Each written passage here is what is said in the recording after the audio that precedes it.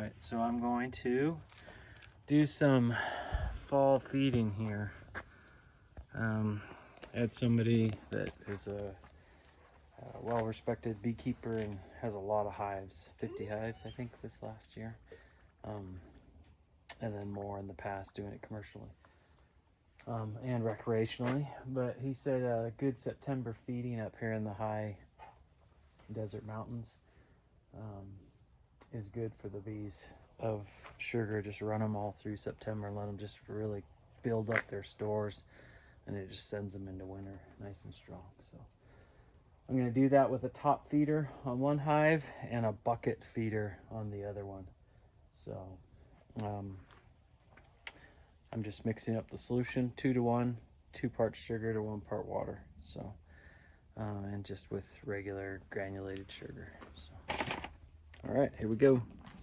Okay, so I actually had put this on a week ago and they drank it down completely. It was only about half full, so maybe a gallon or 2 of water in there. So put it in again, restock, and I'll just keep that going through September, I think. So, and then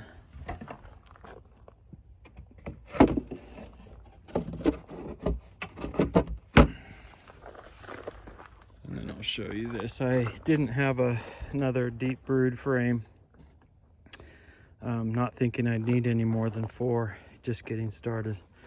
But it'd be handy to have one for applications like this.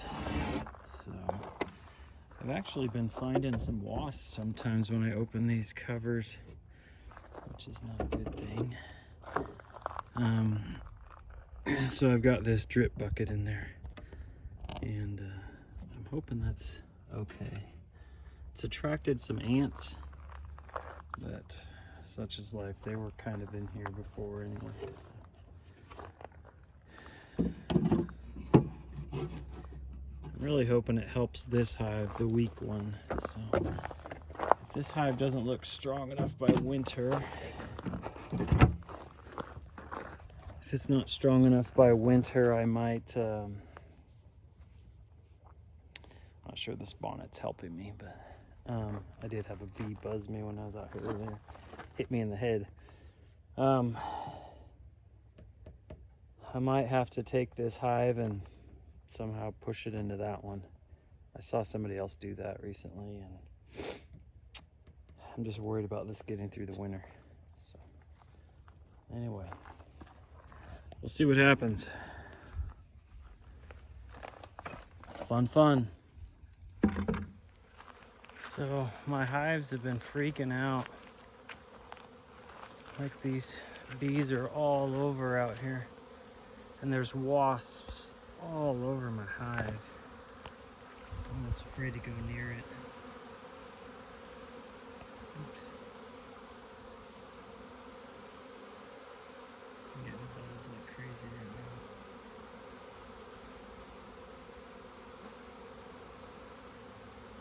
now. But I've had trouble even opening the lids lately. There's so many wasps on it, and there's wasps just covering my raspberries.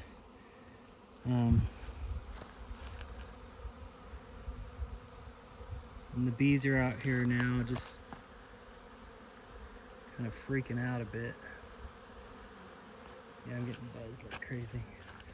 So I bought the most expensive and best trap I could find for wasps. Yellow Jackets has a combination of things, and after 2 days of sitting out here, nothing. It releases a pheromone out of that vial, and then there's a thing I poured on a pad down in there, and the only thing in there is, I think that's a bee actually. I don't know why it would have gone in there, but you can see my raspberries. I mean, there's hundreds of wasps just covering these raspberries.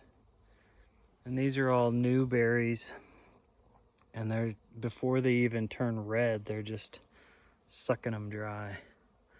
But if I water in here, they just pour out of here. But there's hundreds and hundreds of wasps just all through here, and now they're covering my hives. So the bees are just pounding this sugar water. I mean, they're going through full trough, which is like a half a 5-gallon bucket, like every few days. I'm hoping that turns out to be an awesome, good thing. I am finding a lot of wasps on my hive, as I showed in the last little video clip. That guy was just hanging out up in the eave here. I don't think the wasps can get in here. I haven't seen any up in here, and this hive is so strong. But yesterday, this hive especially just has wasps all over it, and I think they're going up and in, and they're eating that sugar water, because this brood box doesn't appear to have much in it either. I'm gonna open it up later today when it's warmer and check it. But so I took that off. I might have to cannibalize this hive into this one somehow before winter, but I'm not sure. I might try and get it through as a single brood box winter hive and just experiment with that and see what happens. But I'm gonna refill, refeed these guys, and cut them loose again. I'll probably come out this afternoon and check this honey super and see where it stands. So just standing out here, 9 o'clock in the morning. The bees are staging here and starting to be active, and this weak hive, I saw one wasp land and go in and then just nothing. But that's the way it is every morning with this hive here. It's just so weak. I did open the top lid when I took the sugar water off this morning just to listen, and I could hear a hive in there. So they're in there, but it's just so weak. I've been leaving them alone for a few weeks here. So they get, oh, there goes a bee, first bee. But I'll see them, you know, swarming a little bit outside. There goes another one. But it's nowhere near the activity of this hive and the strength. So I think this afternoon, when they're all out foraging and the hive's quieter and it's a little warmer, it's like 40 degrees, I think I'm going to get into these hives and just look at them. I don't know how deep I'll go into that one with all these wasps in my raspberries, and I think they're really coming out of this old shed building here, but that's not mine. And I've sprayed my eaves where I've seen them coming out and killed all the nests I can find here, but I see them just pouring out of that old shed. It's all open on one end. It's always open. It's an old archery shooting range, and the lady that lives there, anyway, I mentioned to her that there's wasps coming in and out, but I don't know what to do about it. I might just go hose this whole eave along here, but how much good that'll do, I don't know, because like I said, the whole end is just open. I think they're just going in. Anyway, I did put this backstop thing here. I wish I hadn't gapped it as much, but it's just trying to protect the hive this winter from blowing snow out of the north. That's north. And to kind of create a backstop of red that sometimes they like something behind them, trees, bushes, whatever. So plus it just kind of breaks up the neighborhood from the hives.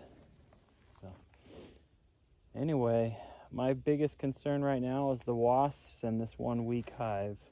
I have a strong hive, so I'm excited about that, but I don't know how to battle back these wasps. Otherwise, everything's going great. My other projects, the garden's thriving, the raspberries really came up, the strawberries are booming. I keep pulling most of the berries off and most of the blossoms. You can see I pulled a whole bunch off earlier this week here. Every once in a while I'll let a berry grow just so we've had a couple of small bowls of berries. But the plants have really just kind of thickened up, so it'll be really nice. And then I'll get my metal on my shop extension, and you know that has nothing to do with bees, but this is our little project. This half acre and the half acre behind it that we have. So here in Bedford. High Mountain, Wyoming. See, there's a wasp.